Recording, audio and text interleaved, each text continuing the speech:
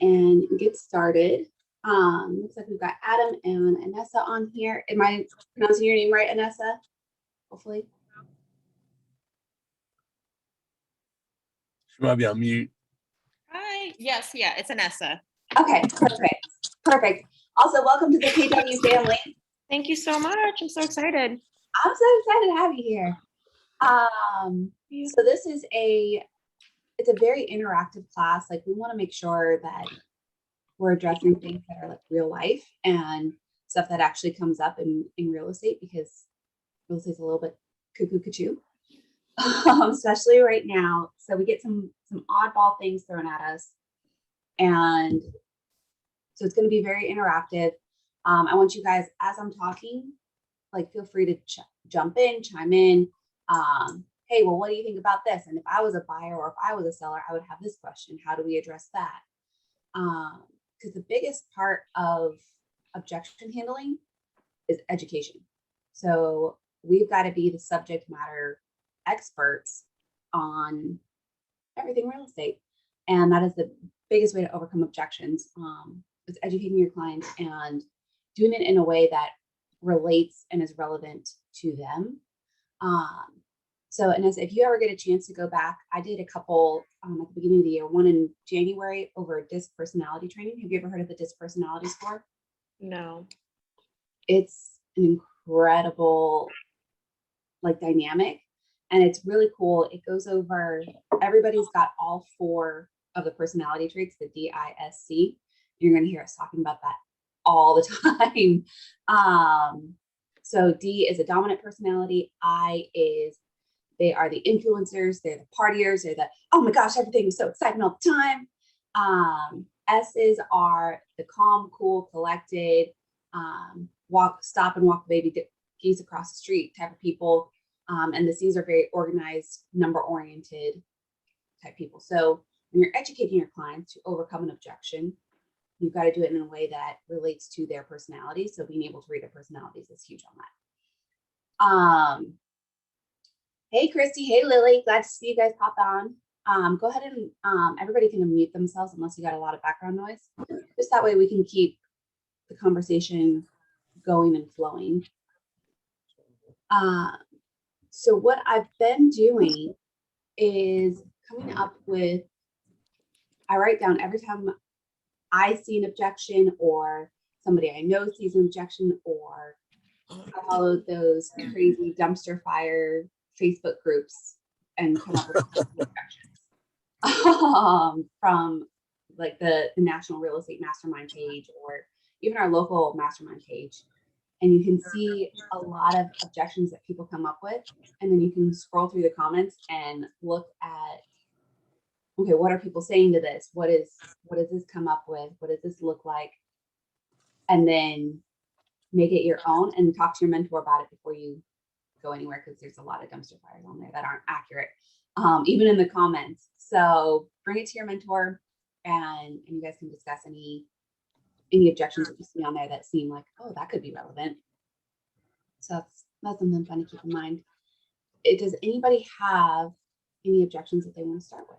Anything that you as a buyer or seller would be concerned about in this market, or something that you come across recently?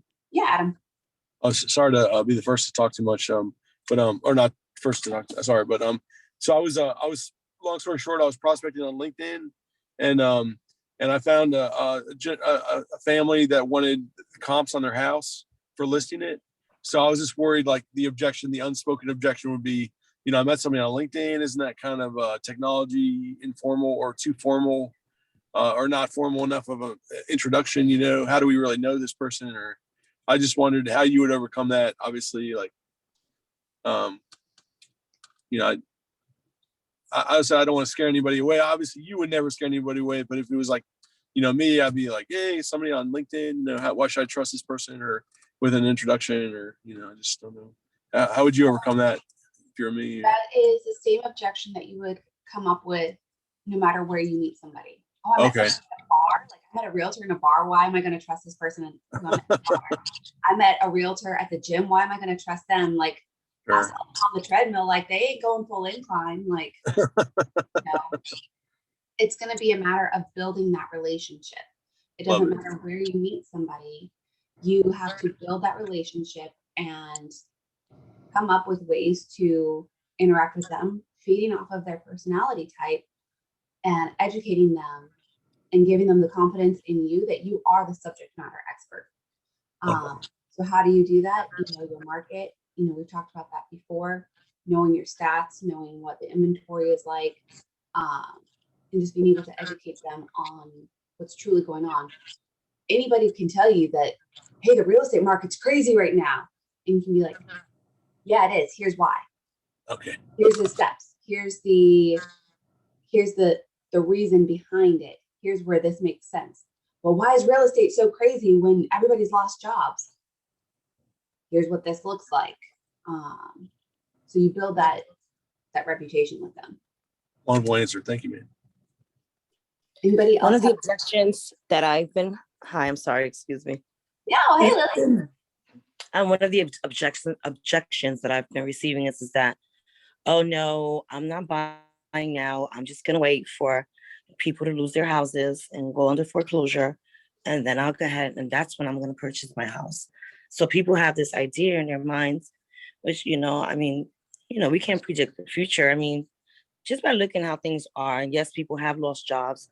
Yes, people are dealing with a lot of financial hardship, but there's such a great opportunity to buy anyway. Like, so, I know my feedback, my response was, yeah, that can totally happen. Yeah, there may be a whole lot of foreclosures coming up, but by then, the rates may change, they may increase, and you won't be able to take advantage of of these historically low interest rates. I don't know if that was a strong comeback, but No, I don't know.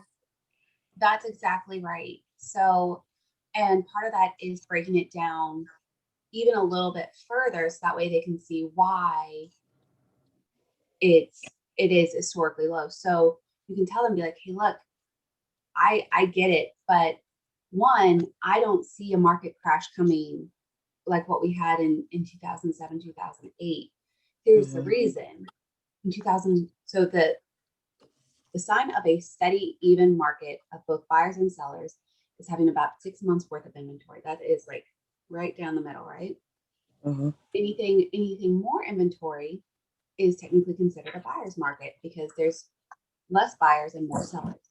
Anything less is considered a seller's market because there's more buyers than there are sellers. So it's supply and demand, right? Exit sales.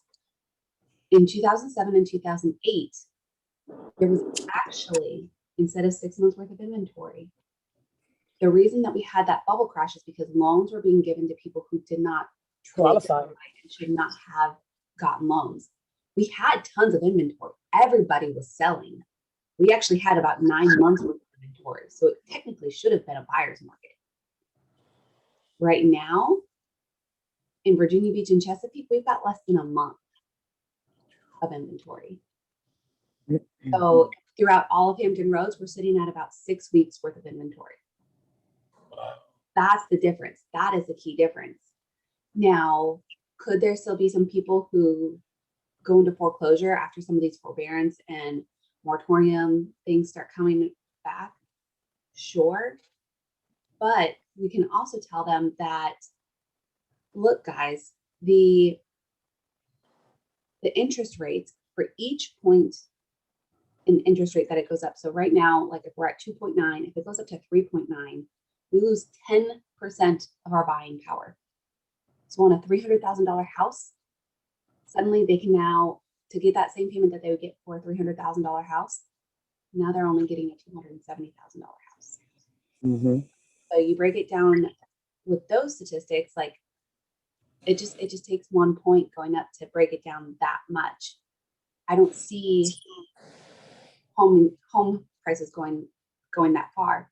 You can also break it down where, hey, Hampton Roads in the 2007, 2008 market, when it crashed, we were not hit as hard as other places in the country, but we've also had a much slower return. Whereas over the course of the country, like the entire country nationwide, the average is 2 to 3% increase in value every year.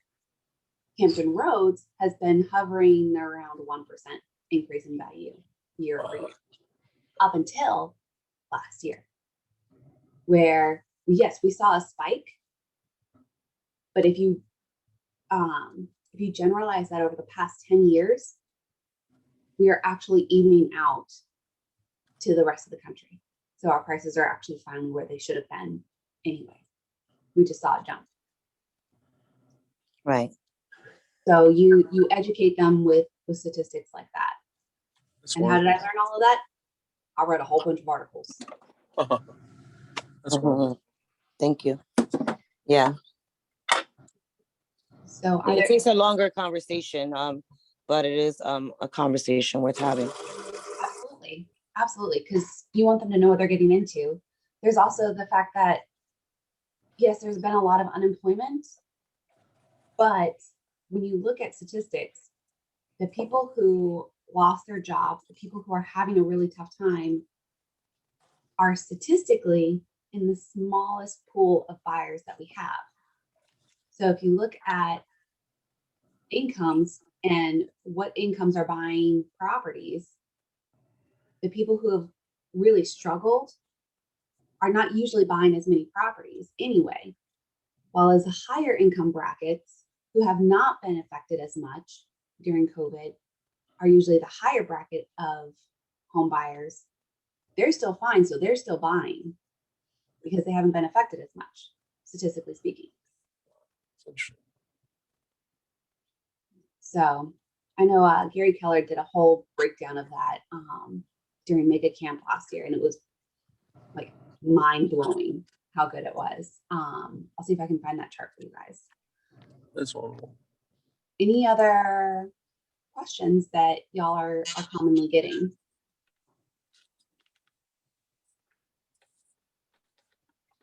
All right.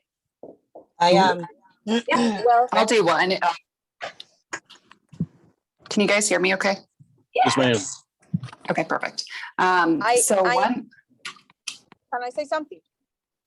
Well, let's I let have Chrissy go first, and then we can have you come on, Leticia.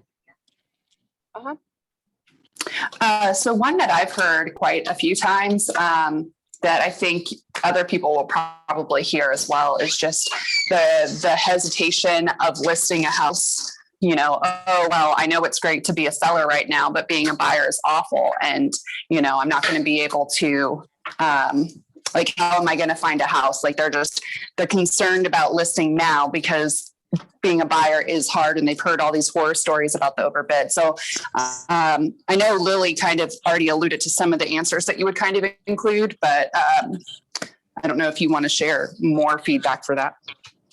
Yeah, so it's a very relevant question. It's something that we come across all the time. You know, hey, look, I want to sell my house, but then where am I going to go? And I don't want to necessarily be a buyer in this market. You know, I get it. It's understandable. But you got to get to the why of why do they want to sell in this market? What is their reasoning? So, you know, we talked about in one of the objection handling classes, going through the 5 whys and ask the question, why 5 different times? Well, why do you want to sell? Well, we want better schools for our kids. Okay, why? Because we don't like the schools where we are, so we want to move to cities. Okay, why this city? Why these schools? Well, because of this, that, or the other thing. And ask that question 5 times to get to the root cause of what their true why is. And then that will determine how you can go from there. Now, there's lots of different strategies that you can do when you are selling and buying in this market. It's going to take time, and it's going to take a lot of patience, and being able to set that proper expectation up front is going to be huge. That, hey, look, we can absolutely sell your house, but as soon as we put it on the market, it's probably going to sell.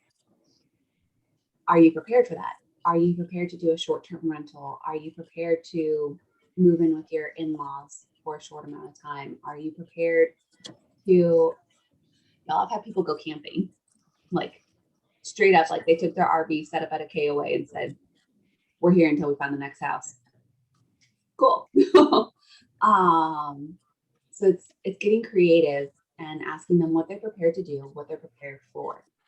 Not prepared to do any of that, and they just need to wait until they find the right house that will accept a contingency of selling their house.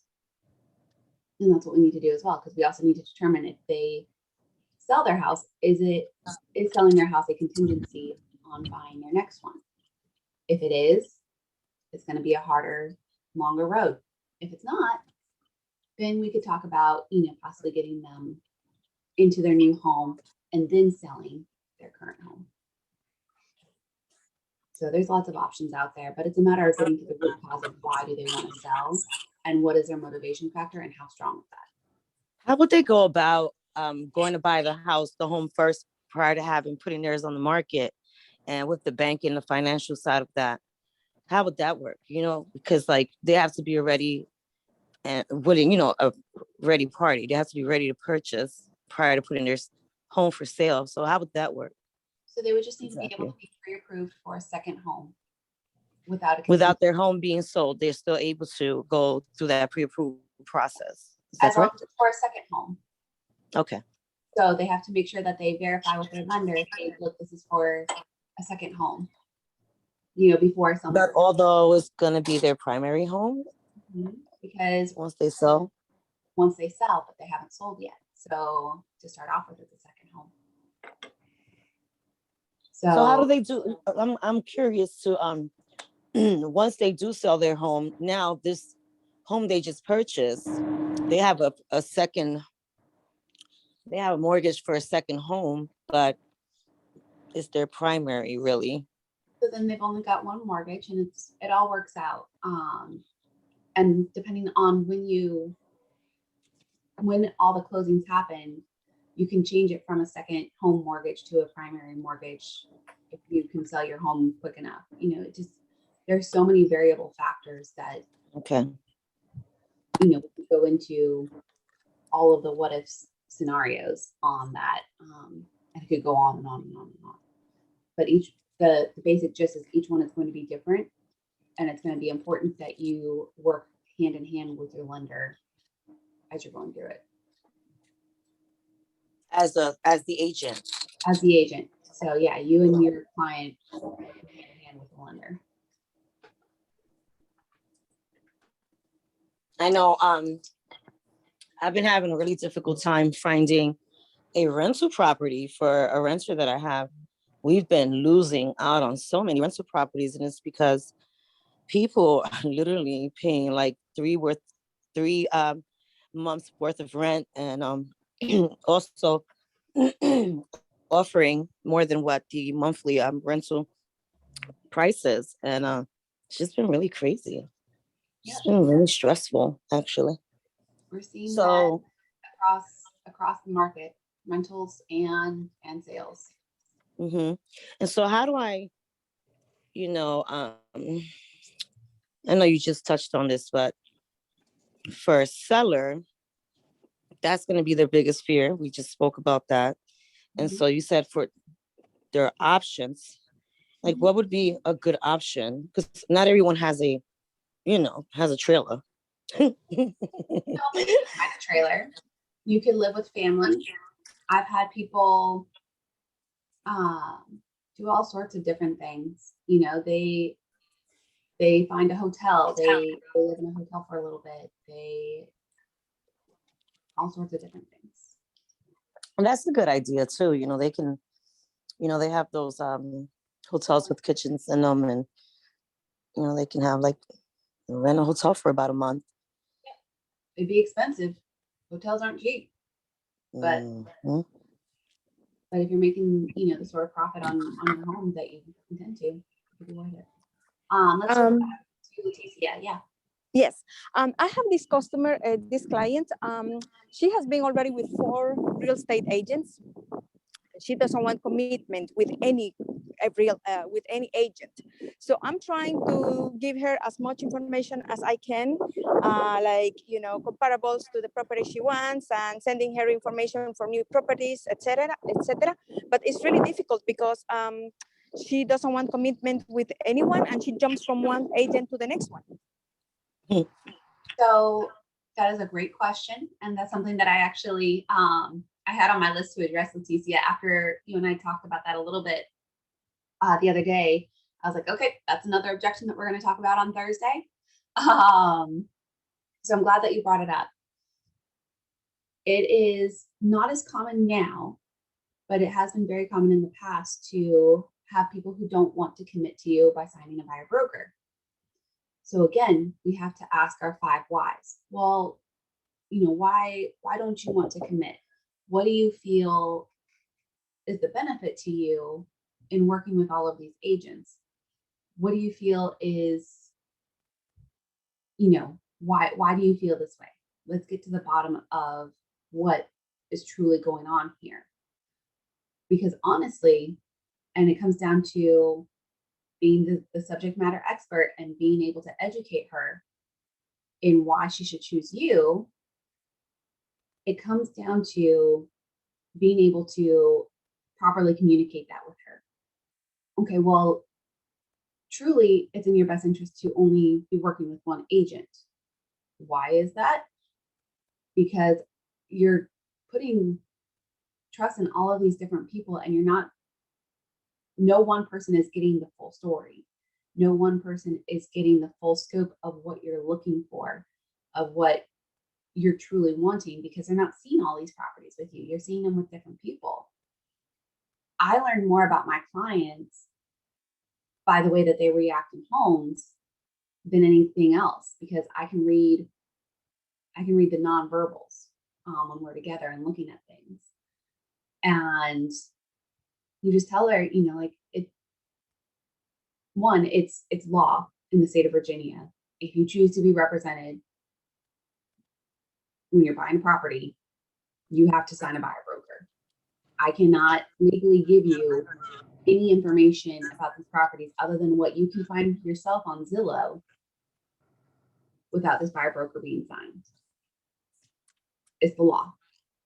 So that's just, it's a legal thing first and foremost.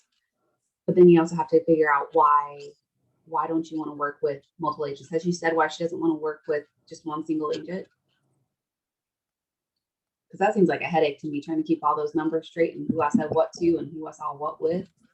Well, what she told me is, she said, my problem is I text an agent and, then I want to see the property, and 4 or 5 hours later, I haven't, have an answer. So sometimes I have to wait until the next day for the agent to text me back and blah, blah, blah. So, more or less, she was complaining because of the timeline. Okay, so she doesn't want to wait. So that's her why. And so how would she feel if she signed on with you and, if she didn't like your timeline, if she didn't like the, how quickly you're responding, then she could release from the buyer broker. But it sounds to me like, because I know how quickly you respond, Leticia, and I don't think that's going to be a problem with you. And I think you could reassure her that, hey, look, as soon as I get a text, hopefully not. Yes. As soon as I get a text message from you, I'm going to be right on it, working to try and get an answer for you. And I would just make sure that when you are talking to her, if she texts you, be like, let me get right on that. Give her updates, because it sounds like she has trust issues because she's been burned by agents not responding, right? So she's got trust issues, and she needs to be overly communicated with. This is what I'm doing. This is what we're doing. This is how I'm doing it. I'm texting this agent. I'm calling this agent. I'm going to try to get us in. So I think over communication is going to be the key with this person. And I think if you can talk to her and get her to trust you that you will overly communicate with her and come up with a game plan together, I think you could probably get her to sign with you. Like, hey, look, this is how I run my business. I want to make sure that I'm responding to you. I want to make sure that, everything I get to you, I'm going to tell you as soon as I have an update. I'll text you when I'm asking other agents for information. And just be like, hey, would that be okay with you? Like, would that make you feel comfortable in signing the buyer broker with me because it is law, and I do want to make sure that we're abiding by the law. Because this is my livelihood, this is my license. I don't want to lose it. So, does that sound like something that you might be able to work on, Leticia? And something that might work for her?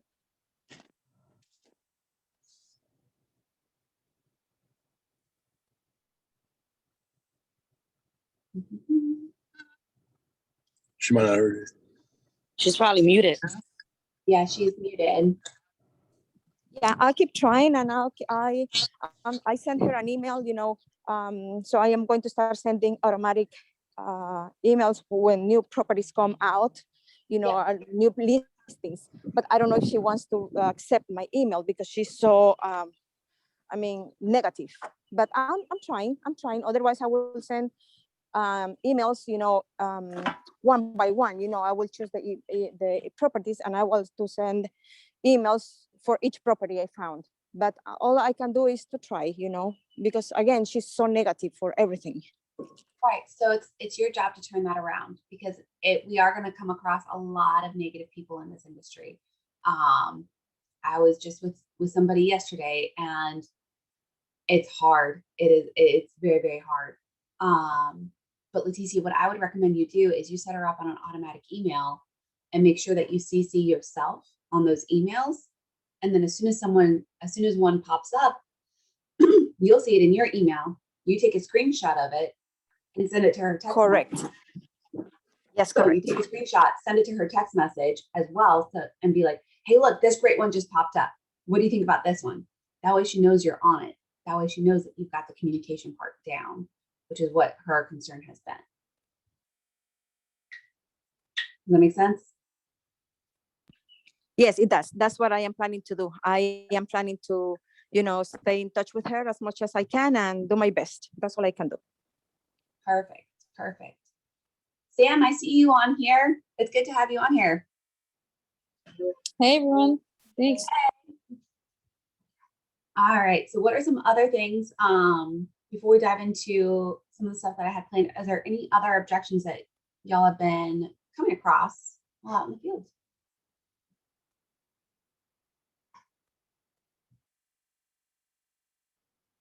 All right. So one of the most common objections I've been getting is, I don't know, I guess it's not really an objection, it's more of a question, but how can we write an offer that's actually going to win? And that is, for most buyers, that's the biggest question. And so we're going to break it down a little bit. There's lots of different strategies, and there's lots of different tactics out there. And if you guys have heard of anything else, I would love to hear it.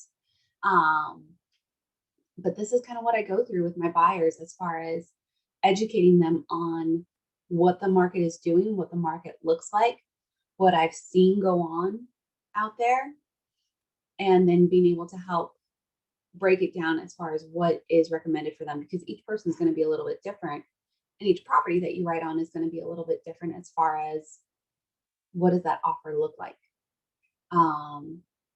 So when we break down how to write a winning offer, we want to look at some different things. We want to look at market time. Is it brand new on the market, or has it been sitting there for a little bit? If it's on there for, more than a week and it doesn't have any offers yet, okay, well, we can start talking about what our offer could look like and how that could be different than if it went on the market today and there's already 13 showings and 2 offers in hand, and what do we do to make ours stand out?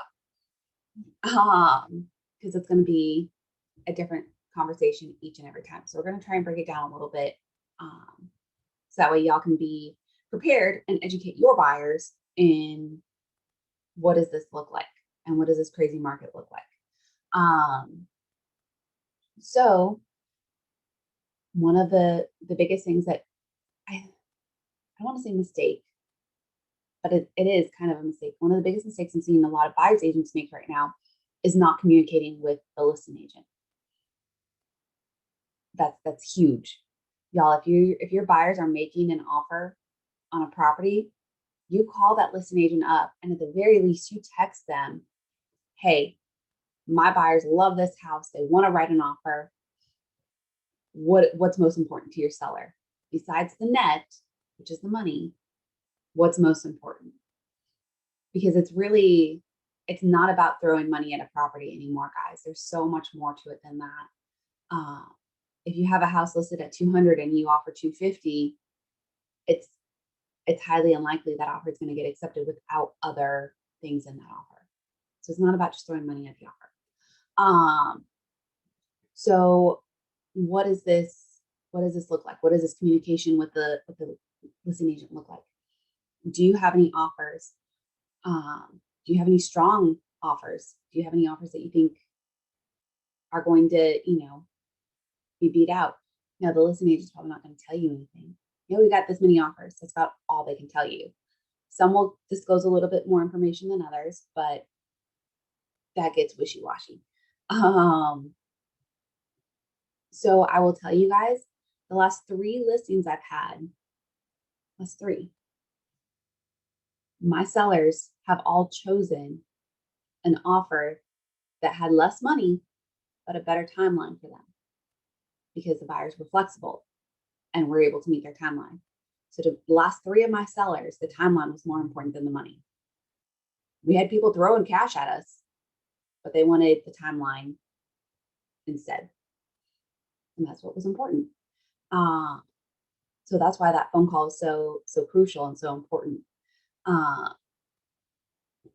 So you can talk Jordan? about, yeah.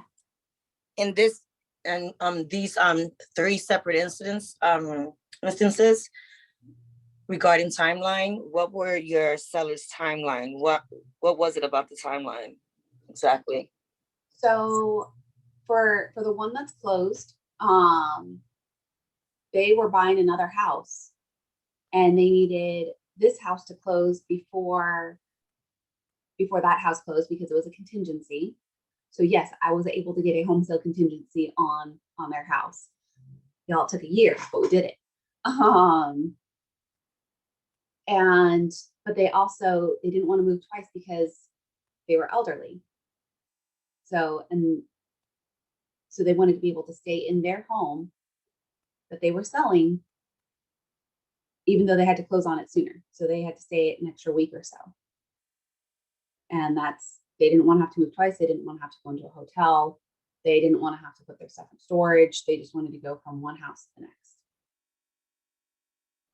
So that was that particular instance. And the other 2 are very similar situations. So, the one that I just put up, she wanted me to put right in the agent remarks what her preferred timeline was. She's like, I don't want to play games. I know that this is going to, diminish my buyer pool, but this is what I want. So that's what we did. Okay, thank you. Absolutely. Good question. So after you have the conversation and you understand what that seller is looking for, and you can relate that to what your buyer is willing to do, some other ways that we're seeing home contracts get won is increasing the EMD amount. Believe it or not, y'all, we used to have not a standard, but kind of the average EMD that we would see is $500. Those days are kind of gone, and sellers they like to see a higher EMD amount. What is an EMD? It's your earnest money deposit. It's the buyer's earnest money deposit. That starts their escrow funds. And the reason sellers are liking to see a higher EMD amount is it shows that buyers have cash in the bank and that they're not going to end up being house poor, where, if something comes up on the home inspection, they're going to immediately back out because they don't have any cash to do any repairs at all. And we'll talk about home inspection here in just a little bit. So there's all sorts of different logic that goes into having a higher EMD amount. And I'm preparing all of my buyers right now that you want at least $1,000, if not more, depending on the price range that they're looking at. If they're looking at anything more than $250,000, we probably want to be looking closer to $2,500 EMD. Now that is their money because it starts their escrow, which is what their taxes and insurance are paid out of, as long as they don't default. So as long as they don't plan to default on the contract, there's not much risk to them in increasing the EMD amount. It also just helps them with overall closing costs. I have a question. Mhm. Can you hear me? Yeah, I can hear you. I have a question. I have a client, he wants to buy a house in cash. So the house is around $120,000, but he's not ready right now. And he was telling me that he has been looking for homes in Facebook, and he saw a house, a three bathroom house for $100,000 in Virginia Beach. I told him, I have never seen that. Be careful because that doesn't look good, too good to be truth. And I was looking around and he says, the house is not there anymore because it's sold. But I told him, I would be afraid to do that because, I mean, that doesn't sound safe. If I am you, I will look for a lawyer before I do any offers, etc., etc. But, what is that? Why a three bathroom house in Virginia Beach is in Facebook for $70,000? Probably a scam. I think your gut was probably right on that. But what you can always do is look up the address on Realist on our tax records and see if it really did sell. But you definitely want to have him consult an attorney. Okay, yeah, that's what I said. Send you the listing and you can call the seller, because there's some people who pose as sellers out there, and just collect cash. There's a very common scam out there where properties that are listed for sale end up on a website that rhymes with Billow, and they're for $30,000, and it says this is for first-time home buyers only, and it's cash only. We're selling this. We only do this once a year. We own tons of residential properties, and we're doing this only for first-time home buyer, cash buyers, and wire the funds to this person. It's a huge scam out there, and I've heard of lots of different things like that as well. So if he ever comes across something like that, definitely have him send you the information. You can give the seller a call. Usually as soon as they hear I'm a realtor, they hang up or they get really angry and will start yelling at you and say, no realtors involved. Okay. Yes, correct. There is a reason for that, right? Yeah, usually that's right. Now, don't get me wrong, there are some for sale by owners who don't want anything to do with realtors and won't even let you come in as a buyer's agent. They don't want any realtors at all. And that can be pretty common in today's market as well. Not common, but more common than I would like to see, which is ever really, but that's me. Great question though. So going back to how to write a winning offer. So increasing the EMD, and we talked about why that matters. Over asking and escalation clauses. Escalation clauses are a source of conflict. They can be really, really great for buyers because it makes your offer to buyers. You're like, oh yes, I will totally offer. First of all, an escalation clause is offering a certain amount over any other purchase price up to a certain amount. So for an example, list price $200, we're going to offer an escalation of $1,000 over any other offer that you get up to $250,000.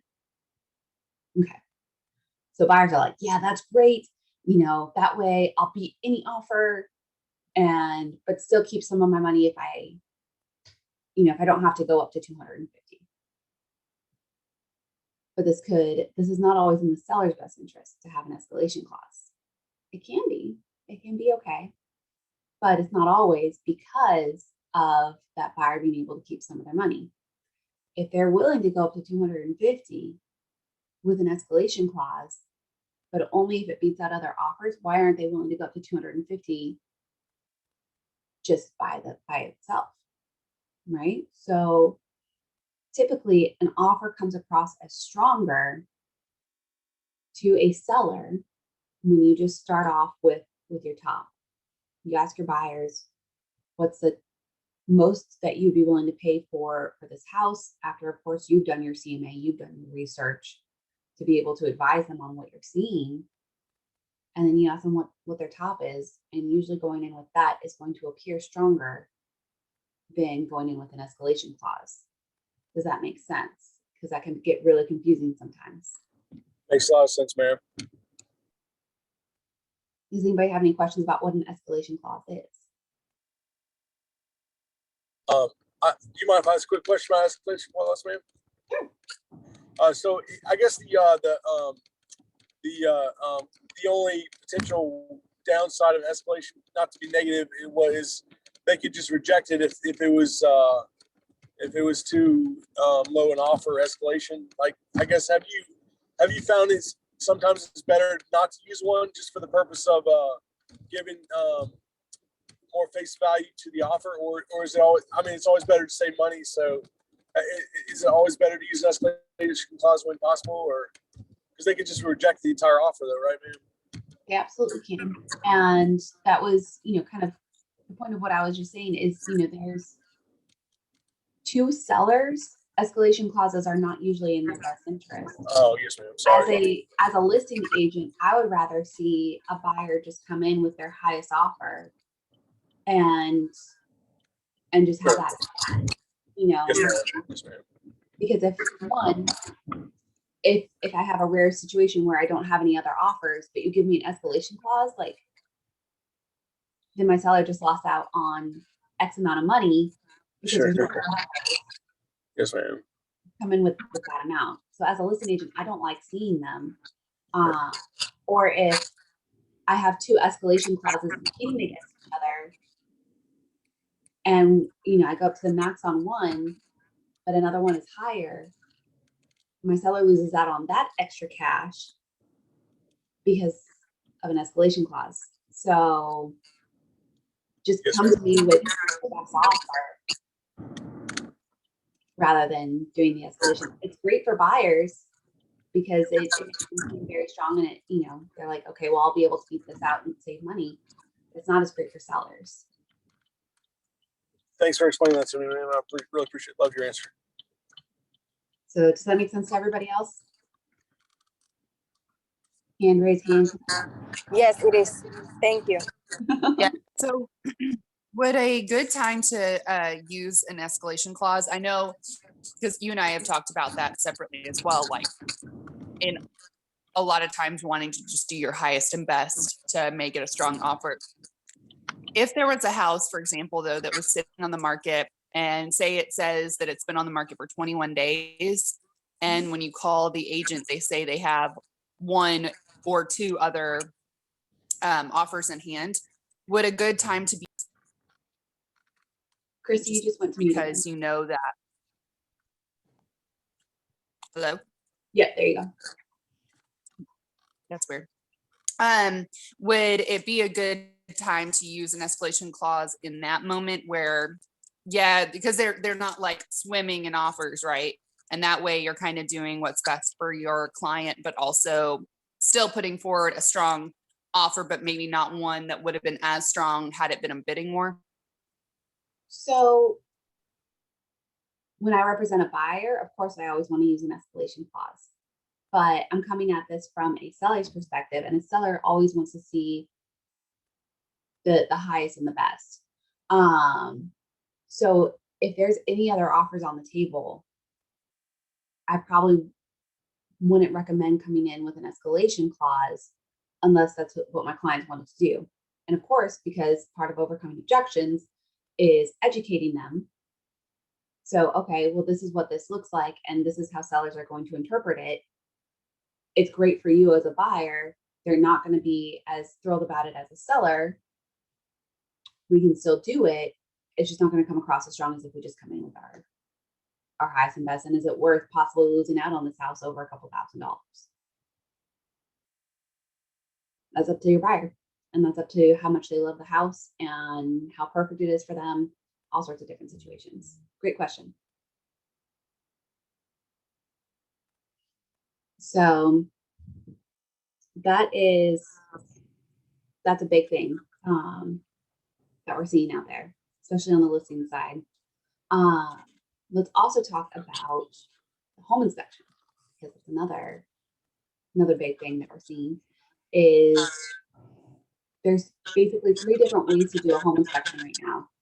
There's a traditional home inspection where buyers do their home inspection and then they submit a PICRA, which is the Property Inspection Contingency Release Addendum, which is essentially a list of requested repairs that the buyer is going to ask the seller to repair before they feel comfortable going through with closing. So that is kind of a very traditional way to do a home inspection. We're also seeing home inspections completely waived. Like, nope, I'm good. Don't need a home inspection. Don't want one, don't need one. We're good. No matter what the house looks like, we're not going to do a home inspection. Now that's something that I never recommend to my buyers. Something that I love seeing as a seller's agent. But it's not something that I ever recommend to my buyers. I've seen it happen. I've had buyers go against my advice and do that anyway. And as long as I'm advising them and I put it in writing, y'all, if you have buyers that want to completely waive their home inspection, get it in writing. I am okay with waiving the home inspection. Yes, I understand what that means. Get it in writing. That way y'all can cover your tails. But the way that you kind of meet in the middle between those two, and we're seeing this happen a lot, is an inspection for information purposes only, where the buyer is still allowed to do their home inspection, but they're agreeing upfront not to ask for any repairs. They're agreeing upfront that, hey, look, we're going to accept this house as it is, or we're going to release after the home inspection. Those are our 2 options, and we're okay with that. Now, what does that break down to? And this again comes to education. It doesn't break down to anything. Of course, if you have the home inspection and something big comes up, sometimes the seller will still want to work with the buyer and do the repair. Now, that's not always the case. Sometimes they'll just be like, nope, put it back on the market. We'll get another buyer. But then that gets tricky because if it's a material defect, it's something that you should be disclosing unless it gets fixed. So it's a situation by situation thing. But just know, as a listing agent, if you get an offer that says for information purposes only, it looks great, but prepare your seller that they could still possibly come back and ask for repairs if it's something substantial enough. And that's something that we have to consider depending on what that is. So yes, that's what your buyers are agreeing to up front, and you prepare your buyers. We are accepting this as is. We're going to do the home inspection, and let's talk about what that looks like afterwards, to be able to give them the best possible advice. Does that all make sense, y'all? Makes a lot of sense, man. Thank you. Yeah, Christy. One thing that Jordan, you actually helped me walk through that I think is beneficial for everyone is going back to, calling the listing agent and finding out what's important to them. So I actually had a property that we were putting an offer in, and when I called and said, what's important to your seller, she said that the reason why the other 2 offers had fallen through had been from the home inspection. So basically the first time they had a deal fall through at the last second, people just walked away almost at closing. So they had already gone through the home inspection period. The second contract, they got to the home inspection period, and she actually divulged that those buyers tried to ask for kind of fiddly, silly repairs. And her seller was very angry because they had already gone through and done all these repairs the first time around. and then that contract hadn't closed. And so they didn't see the need to do little nitpicky things. So for me, I then went to Jordan and said, okay, so what if for this one, we say for information purposes only, because she's telling me that repairs have already been made and that her seller, that's really a sticking point for them. What Jordan said, because she's brilliant, was, well, how about you save, another option would be saving the money on the home inspection and writing into it that you'll waive the home inspection if you can receive the 2 home inspections reports from the other 2 contracts that had previously fallen through, because again, they should have that. So that way my buyer was covered, because she was going to find out what was going on in the house and anything that had been repaired. And then also the seller had the warm fuzzies of not having the home inspection. So that, I thought that was a really smart use of of information. And I think a lot of people could, I mean, obviously that was kind of like a one-off type situation, but it also could happen again that you guys see out in the field. So I just want to make sure that we clarify something on that. It wouldn't be waiving the home inspection. It would be contingent on a satisfactory review of the 2 previous home inspections. Something that we want to really recommend, because I don't trust other home inspectors other than mine. But you explain the pros and the cons to your buyer, and you let them decide if that's the best course for them. Look, all home inspectors right now have to be D4 licensed. Do I necessarily trust them? Nope. Do other agents trust them? Yep. But they're not your agents. I'm your agent. I would always recommend for my buyers to have their own home inspection. But if they wanted to save that money because they're tight on funds, and be able to make it contingent on the buyer's satisfactory review within 10 days of ratification of the previous 2 home inspections and list of repairs and provided receipts, that's something that you can do as well, as long as it's contingent on the satisfactory review. And as long as you go through with your client. I don't usually recommend this. I would not probably recommend this, but it's an option. And so yes, thank you. Yeah, there's a lot of very specific verbiage in that that we wrote in. Yeah.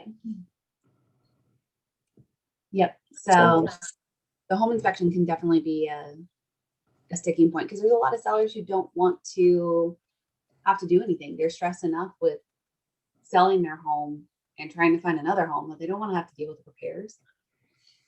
So that can be a big thing as well. The other thing that sellers are worried about right now is, well, what if my house doesn't appraise? Like, there's all these home values, and yeah, I would love to get top dollar, but what happens if it doesn't appraise? What does that look like? Which there's basically 3 things that happen, then they're all outlined in the contract, where either the seller reduces the price, which is not happening a whole lot right now these days. The buyer is coming to the table with the extra funds and just saying, okay, yep, the house we're under contract at 310, appraisal came in at 300, we'll bring the extra $10,000 to cash. And that's what an appraisal guarantee is, by the way, which is one of the ways that you can make an offer stronger when you're going through and writing these offers. So that's what an appraisal guarantee looks like, and when it's put into place. Oh, that's cool. Or the buyer and seller can come to terms and they can meet somewhere in the middle, or the buyer or seller can terminate if they can't come to terms. They can release the contract. But this brings up a very interesting point. I'm going to wrap it up because we are running short on time. I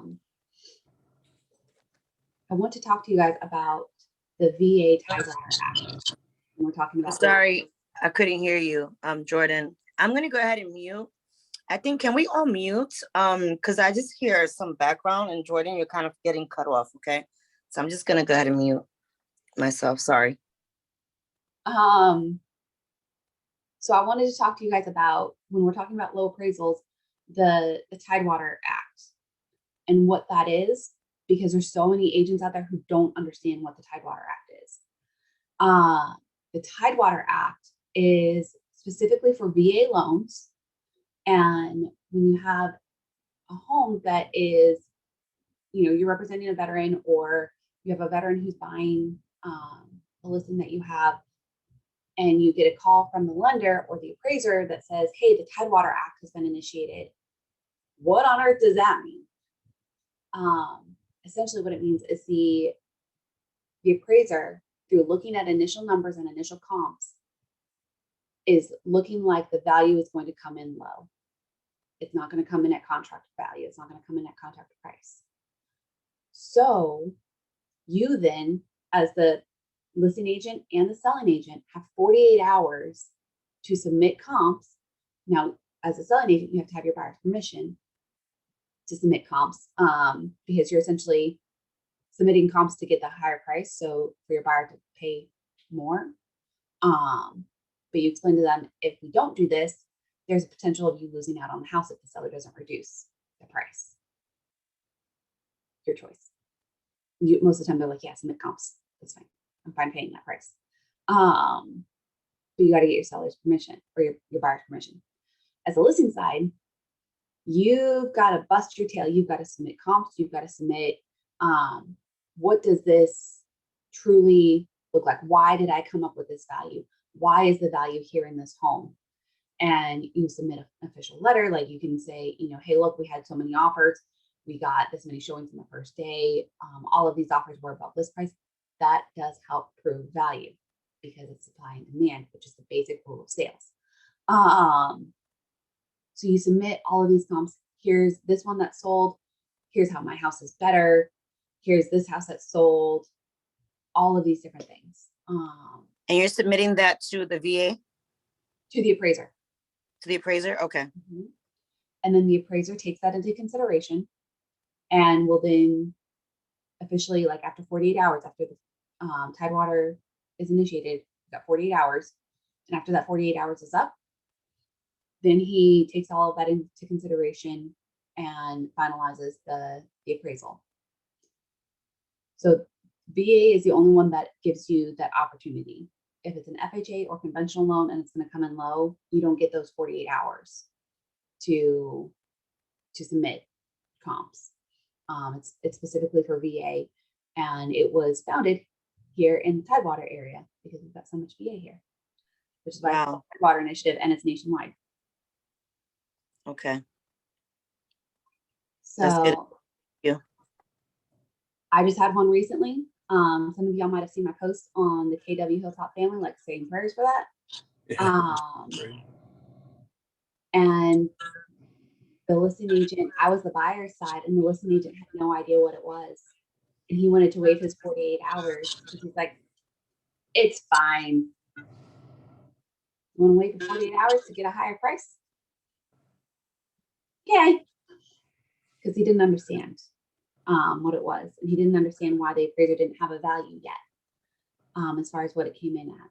So it's tough to know, because the appraiser won't give you a specific value. He's just going to say it looks like it's going to come in low. He won't give you a specific value. So questions, comments, concerns on that? Is it polite to ask what happened, or is that, I know it's all confidential. Did it turn out, did the prayers were answered as always, or? I'll get back to you. Oh, I'm sorry. I didn't mean to pry. Sorry. Just curious. But yeah, so that is about all the time we've got for today, unless anybody's got any last minute questions or objections that we can talk about. Thanks for a wonderful class, ma'am. All right. Sorry we didn't get to all of the objections, but I think we still had a lot of really good conversation. At least I hope y'all enjoyed it. This was Thank you good. so Thank much. you. Thank you, Jordan. All Bye, right. guys. No problem, guys. Bye. Thank Have a you, good ma'am. one. Thank you, ma'am.